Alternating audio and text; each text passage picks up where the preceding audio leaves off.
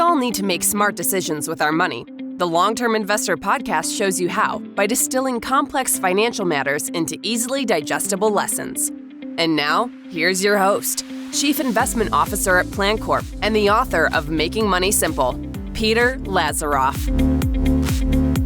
Low-cost, broadly diversified portfolios are now available to nearly everyone. Yet, investors still trade aggressively, chase forecasts, and panic whenever uncertainty rises. If the technical solution has become so accessible, why is having a good investment experience still so difficult? That's what we talk about in this episode as we welcome back David Booth, founder and chairman of Dimensional Fund Advisors and author of the new book, Stay Calm. In our previous conversation, we focused largely on the financial revolution that made evidence-based investing possible, but this time, we focus on the problem that investment science cannot solve by itself, and that is human nature. David takes the time to explain why an intellectually sound portfolio still has to survive real life, how a trusted advisor can help investors live with uncertainty, and why David's optimism about markets is grounded in evidence rather than wishful thinking.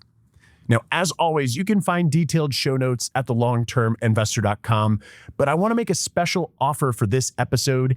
If you leave a review for the podcast, whether it's for this episode or a different episode, if you send me a screenshot of your review, I will send you a free copy of David's book from now through the end of September 2026.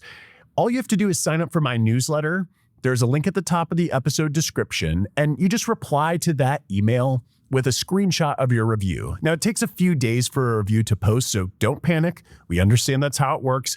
But anytime between now and the end of September, send me a screenshot of your review, and I will send you a copy of David Booth's new book. In the meantime, settle in and let's enjoy the conversation that I had with David Booth. David Booth, welcome back to The Long-Term Investor. Well, thanks. Thanks for having me. Last time you were on, we were talking about the movie Tune Out the Noise, and we spent a lot of the conversation on the science of investing, like how markets work and why trying to outguess them is difficult, and the revolution that made evidence-based investing possible. Your new book, though, Stay Calm, makes that science feel like only the first half of the argument. Perhaps the harder problem is whether a human being can actually live with whatever they are dealing with within their portfolio. So let me just ask you, let me start there. Over the course of your career, low-cost diversified investing has gone from what some might consider a radical idea to mainstream, and yet investors don't seem much calmer. So what did the investing revolution solve, and what problem did it leave unsolved? Well, I think the main problem it solved is that everybody can have a good investment experience because everybody can buy a market portfolio, if you will. My parents are probably like a lot of people. They thought of themselves as outsiders and that the insiders would make all the money. Well, what the science and the research has shown is that the insiders, Wall Street insiders, can't seem to be able to beat the market. And, in the stock market, for example. Yet, the stock market is easy. It's easy to buy, So the main implication is that, everybody can have a good investment experience because everybody can buy the market, and insiders don't do any better than that. That's pretty cool. So it's really democratization of investing. Now, what problem, though, does it not solve? When we think about all of the research that you and many colleagues were doing decades ago, what is sort of the emphasis here of stay calm and the part that maybe goes unsolved by some of that research? Well, that you're hitting on the thing that it doesn't solve is it doesn't solve the problems of human nature. It's so difficult for people to accept this notion that, it looks like the best you can do is just buy the market and don't trade very often and don't try to time markets and do all those kinds of things that are silly. The problem that it doesn't solve is how to get people, comfortable with that idea. We have an advisor client that says, look, I don't have clients with investment problems. I've got investments with client problems. So And I'll just point out kind of a paradox. Over the last 30, 40, 50 years, there's been a huge growth in index funds. And yet that's been associated with a rapid rise in trading volume. Now, to a casual observer like me, you would think that if half the world is now indexed and index funds really don't have much turnover, how do you explain the rise in turnover? It's because basically one hypothesis would be people have given up on stock picking, but they still think they can time markets. So we haven't done a very good job of convincing them of the science. So, David, you bring up index funds, and I'm glad you did, because a lot of the investing public thinks that Jack Bogle invented the index fund, which is, he is maybe the first one to bring a product to retail, an index fund. But you tell the story at Wells Fargo of Stagecoach, which is probably a little more intellectually ambitious strategy. And it was a good idea that failed in execution. I was wondering if you could talk a little bit about that. Well, it was a wild time. I mean, it's back in, I went to work at Wells Fargo in 1971, just as they were getting the first indexed portfolio going, the so-called Samsonite account. And these were really heady times because these ideas were all new, and every month a new landmark paper would be coming out, and people were coming to grips with the problem that, look, it doesn't look like professional managers can outguess the market. So what are you supposed to do? So people thought, well, what you want is really a broadly diversified portfolio that doesn't trade much. And then people go, well, how do you know that's any good at all? And somebody came up with the idea of an index fund. Well, if you track an index, then you got the index return, and the managers don't seem to be able to beat that. So that's a pretty good approach. So I went to work at Wells, and I was with Fisher Black and Myron Scholes, Myron got his Nobel Prize. Fisher, unfortunately, had passed away, or he would have gotten it as well. Anyway, they had some great ideas, and one of which was that it was the Stagecoach Fund, which would be a leveraged S&P 500 fund. So that was what I worked on. The only problem was people weren't sure what an index fund, and you immediately confront them, well, we're going to leverage it up 45% because we want to be able to beat the market. It was a bridge too far. Well, and it seemed like it's a sound idea, but maybe, it has to survive real life. It was one of the stories that stuck out to me as something where, you can't take the human out of human nature. And when you can build the perfect portfolio, and then maybe I'm paraphrasing something you've said before, you can build the perfect portfolio, but it doesn't matter one bit if you can't stick with it. And there's so much human stuff going on there. Well, that's right. And I used that experience at Wells, which was, we were, in a nutshell, we were just young, quants running around with theoretically good ideas, but that lacked kind of common sense. So 10 years later, by that time, I'd kind of grown up a bit, and we focused on how can we come up with, better strategies that people can relate to, that make sense, and that they can stick with. As you point out, if you try to get in and out of markets and try to shift things around all the time over the long haul, you're going to end up losing. One of the things that strikes me, and I'd be curious if you felt this way, when you're so close to the data, you can behave well just because of deep familiarity with how markets are supposed to behave, with how products that you're invested in are, where the expectations are. For most people, though, that I've worked with over my career, they have to undergo some sort of transformation. And you actually introduced me many years ago to Dave Getch, who is a writer for The Big Bang Theory. And you talk a little bit about his emotional journey. Do you mind sharing some of that story with our audience? Well, Dave he's a terrific writer and friend, and he was at a stage in his career that a lot of people get to, which is he was making some good money and totally anxious about the market to the point of being dysfunctional. He eventually got onto this book by Gordon Murray, and which talked about the science and how investing was undergoing a big transformation. And he went to talk to an advisor about it.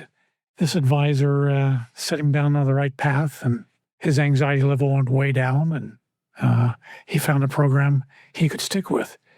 You know, it is funny that when people have a serious health problem, they immediately they'll go to a doctor.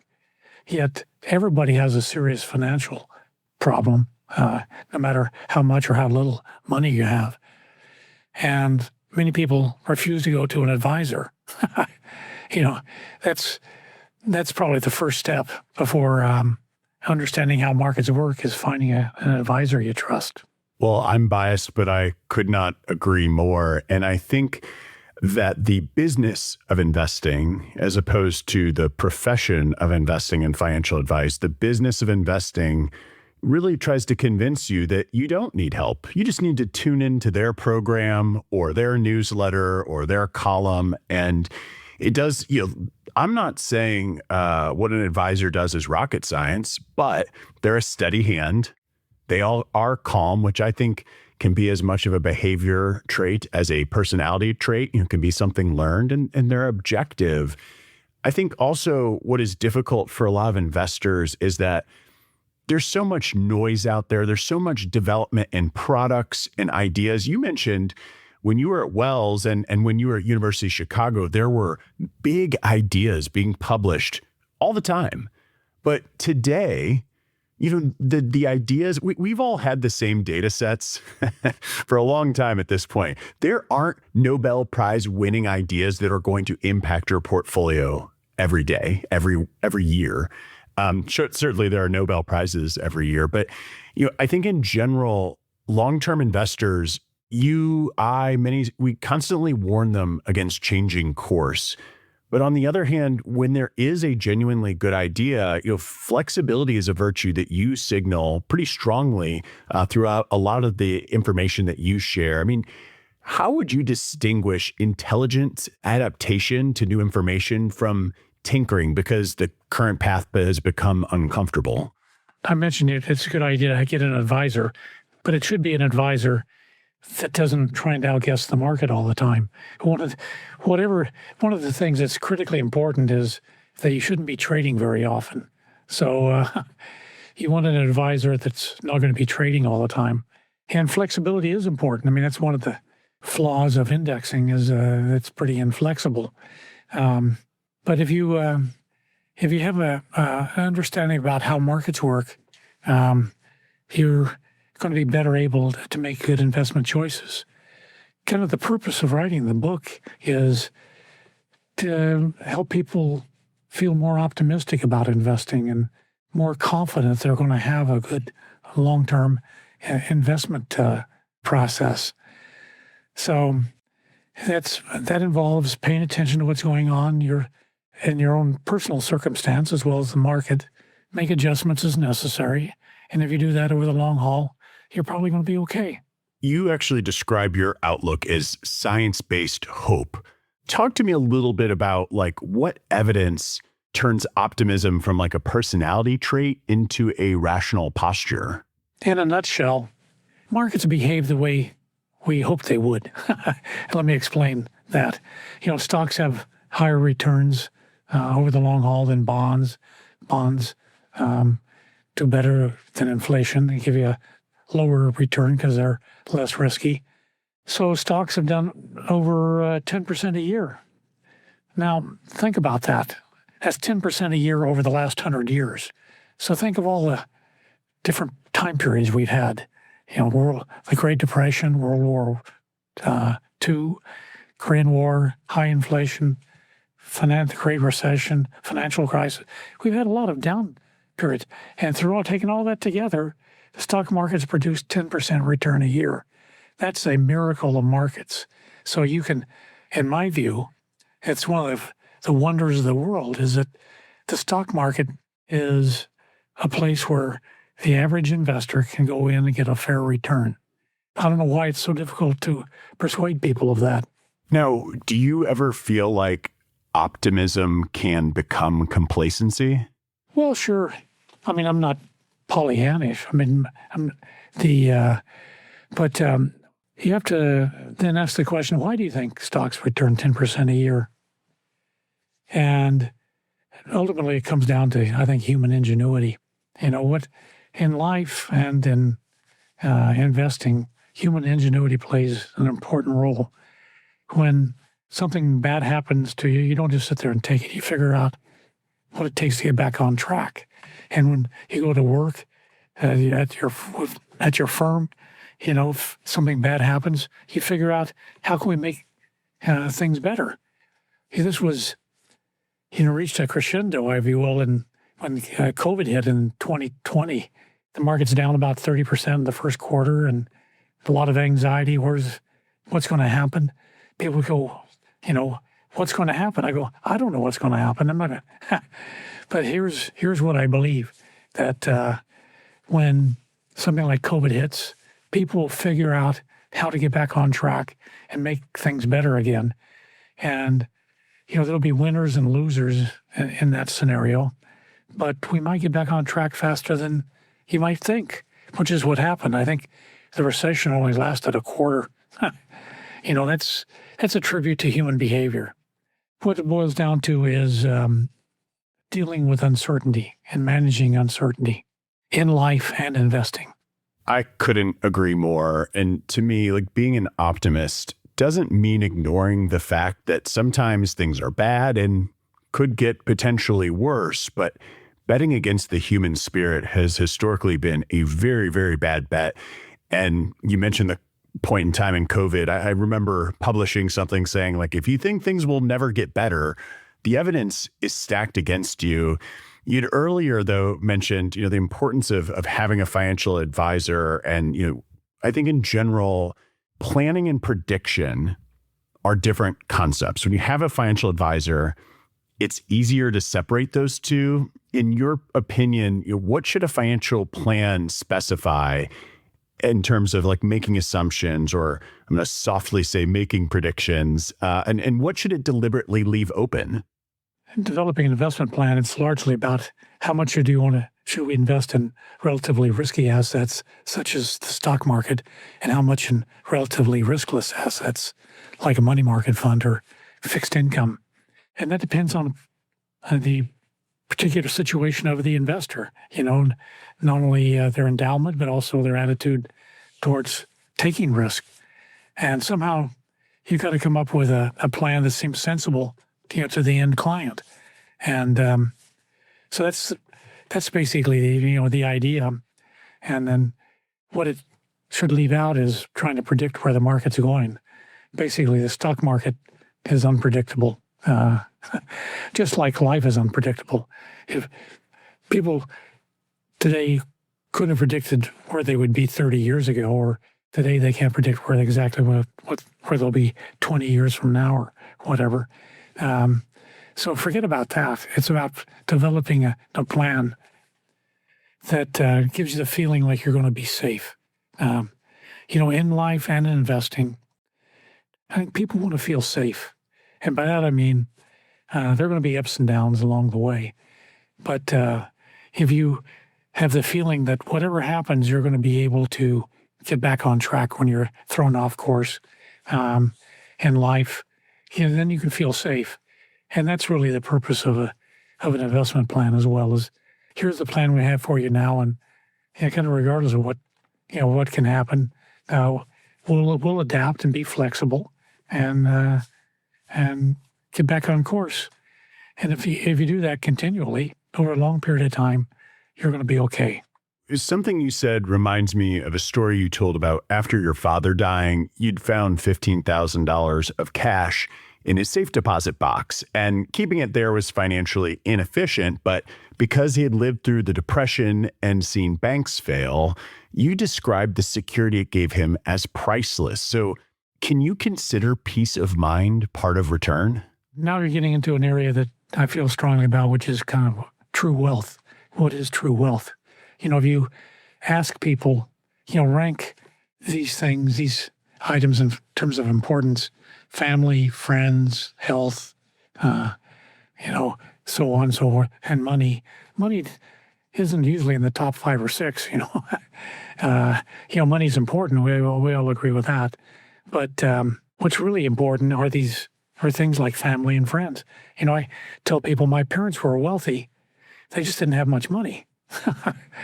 That's part of the developing an overall plan as well. Is I start with what is really true wealth to you.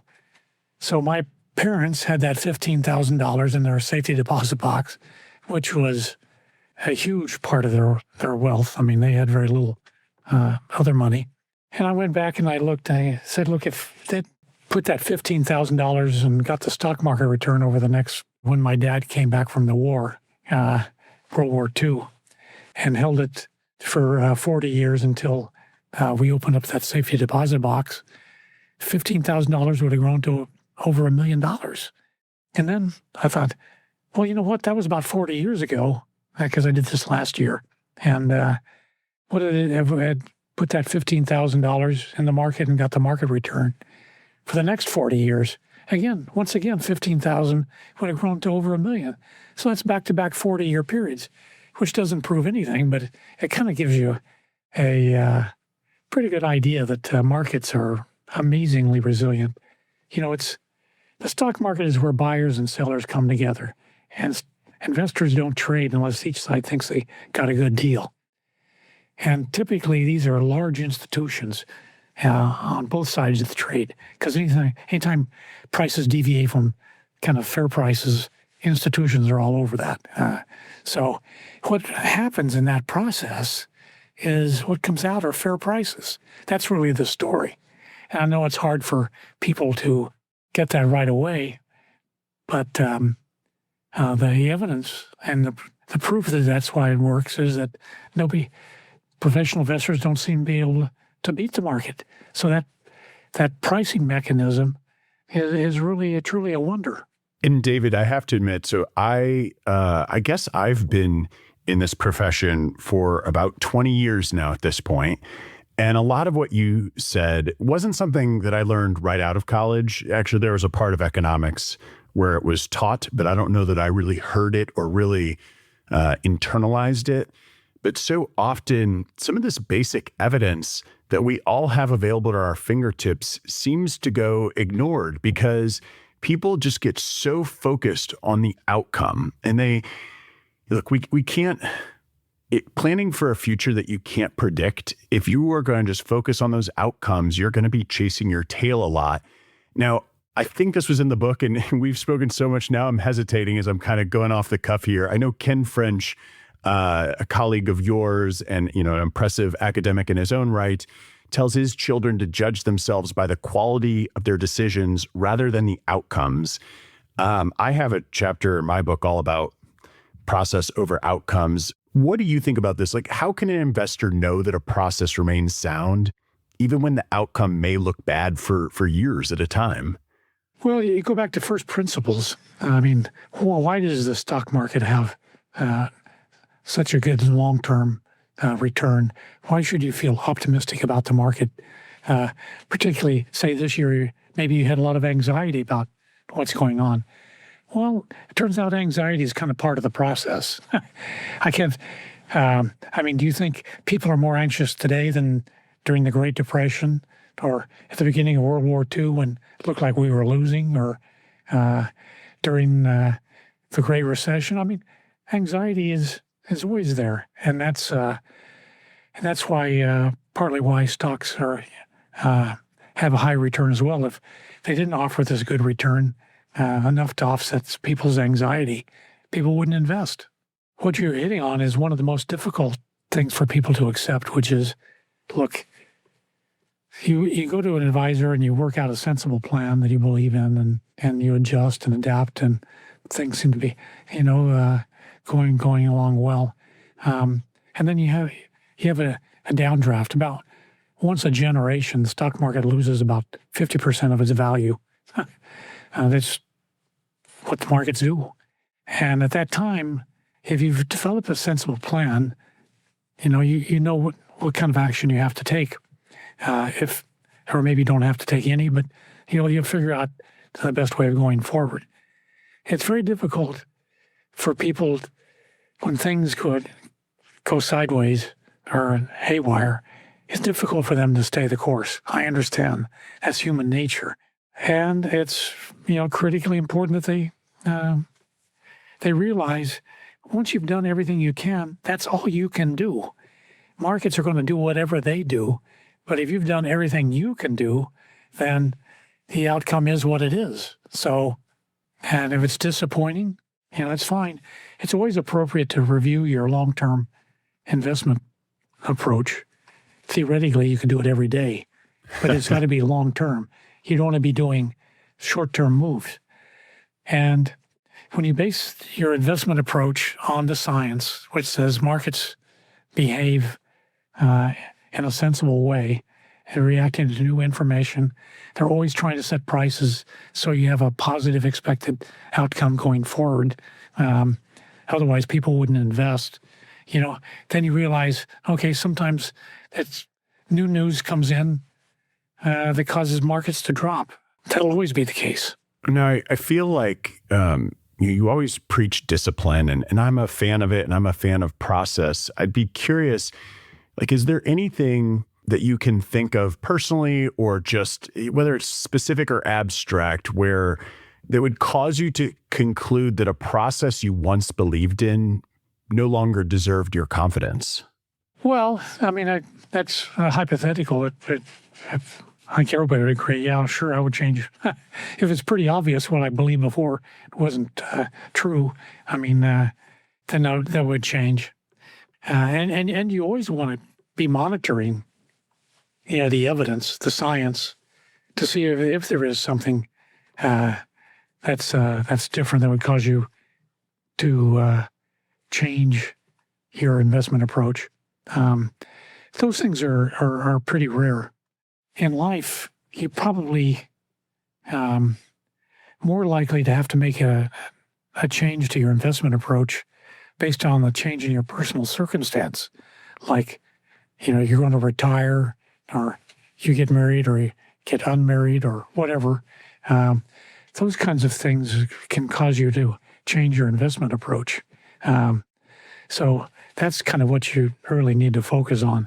Markets are always going to be, setting prices where you have a positive, expected outcome. I had a story about one of our key people, Bryce Scaff. You may met Bryce. Yeah, sure. So a couple of years ago, he had a heart attack.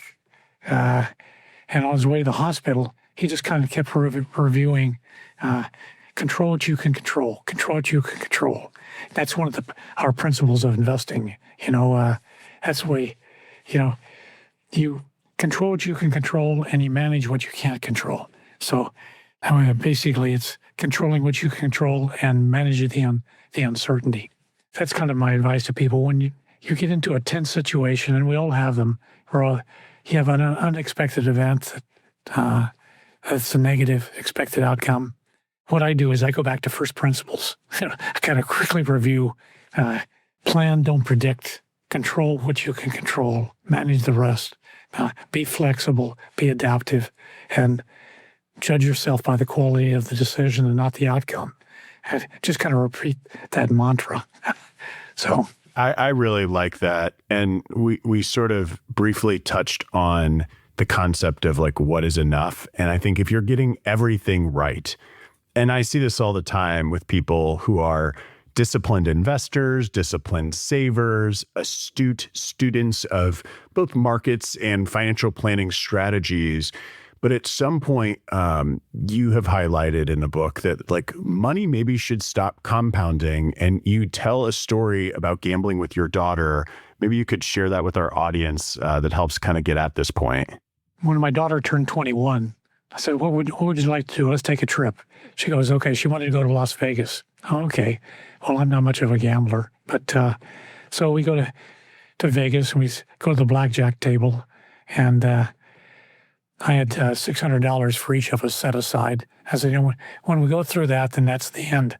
And so we start playing. Of course, she knows all the rules. I go, wait a minute, you're a senior in college. What happened here? What am I paid for? Anyway, we had a great time, and it was definitely worth it. So the principle that we follow there is just separate gambling from investing. That was gambling. I mean, that was fun and the joy of it. And I got my $600 worth of pleasure. But that's not investing. Investing is taking a long-term approach, understanding uncertainty, and managing that without trying to predict. Because when you're gambling over the long haul, you're going to end up losing. When you're investing over the long haul, the market's going to give you a fair return with a high degree of confidence. Now, would you say that accumulating money and using it well are two different skill sets? Oh, yeah. I don't have much to comment on how you should spend the money, but it's the funniest thing to me, though, is that once people end up with a lot more money than they ever had before, that's when they get more nervous about investing than ever. You just won the lottery. Well, now why are you anxious? But that's human behavior again. So when I think of investors who often listen to this show, you have do-it-yourself investors who really enjoy the craft. It's sort of like my dad. He loves doing yard work. Like I pay someone to mow my lawn, but he likes going in the backyard and picking up sticks and digging holes. And it's something he could afford to pay someone to do, but he likes doing it. And I think there's some feeling in which he says, oh, I'm saving money.